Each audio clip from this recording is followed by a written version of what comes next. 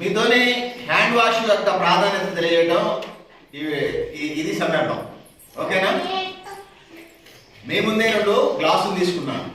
ఓకేనా? గాజు గ్లాసులు అవైలబుల్ లేవు కాబట్టి ప్లాస్టిక్ గ్లాసులు తీసుకున్నాను. ఓకేనా? దాని తర్వాత ఒక ప్లేట్ తీసుకున్నాను. ఓకేనా? దాని తర్వాత హ్యాండ్ వాష్, మీ స్కూల్లో హ్యాండ్ వాష్ చేసుకునే మగ్గు తీసుకున్నాను, లోటా అనుకోండి తెలుగులో. ఓకేనా? ఒక గ్లాసులో నీళ్లు పోస్తున్నాను. ఓకేనా?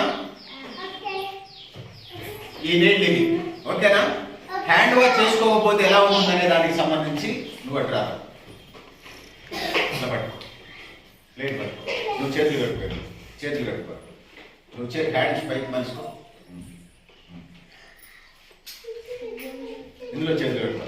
ఓకేనా? తనతోనే హ్యాండ్ వాష్ చేపిస్తున్నాం ఇందులో. ఓకేనా? శుభ్రంగా రుద్దారు, గట్టిగా రుద్దారు. చేతులు 7 అనేది ఏళ్ళ మధ్యలో పోనొచ్చి గట్టిగా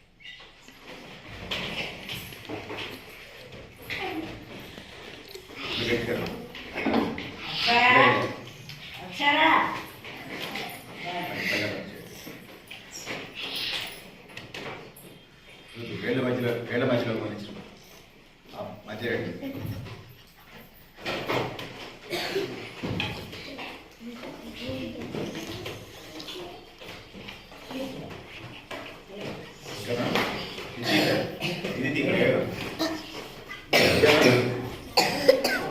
ఓకే. మనం ఈ పరిశుభ్రమైన నీళ్ళు కదా, మంచి నీళ్ళే కదా. ఇప్పుడు చేతులు కడుక్కోకపోతే మన కడుపులోకి ఎన్ని క్రిములు పోతాయి చూద్దాం. ఓకేనా? ఇవి ప్యూరిఫైడ్ వాటర్, హ్యాండ్ వాష్ చేసే నీళ్లు ఇందులో పోస్తాం. ఓకేనా?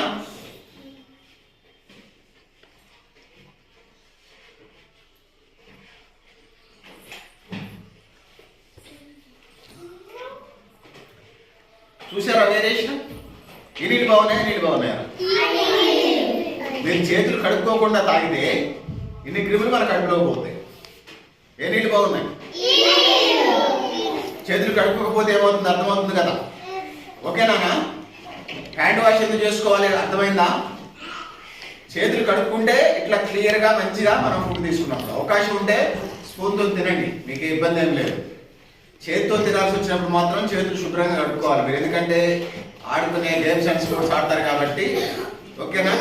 వాడనే కాదు, నేను కడుక్కోకపోయినా మీరు కడుక్కోకపోయినా ఇలానే ఉంటాయి. అందుకోసం హ్యాండ్ వాష్ చేసుకొని పోవాలి. మనం హాస్పిటల్కి విజిట్ చేసి లేకపోతే పేషెంట్ సెకండ్స్ ఇస్తాము, సెకండ్ ఇస్తాము, ఇట్లన్నీ ఉంటాయి. అలా చేయకండి. ఓకేనా? హ్యాండ్ వాష్ చేసుకోవాలనేది మీకు అర్థమైంది కదా. ఓకేనా? హ్యాండ్ వాష్ చేయని నీళ్లు, హ్యాండ్ వాష్ చేసిన నీళ్లు. మనం చేయి కడుక్కోకపోతే ఇన్ని క్రిములు మన కడుపులోకి వెళ్తాయి. ఓకేనా? కడుపులోకి వెళ్ళినప్పుడు ఆరోగ్య సమస్యలు వస్తాయి, కడుపులోకి వస్తుంది. ఓకే, అర్థమైందా?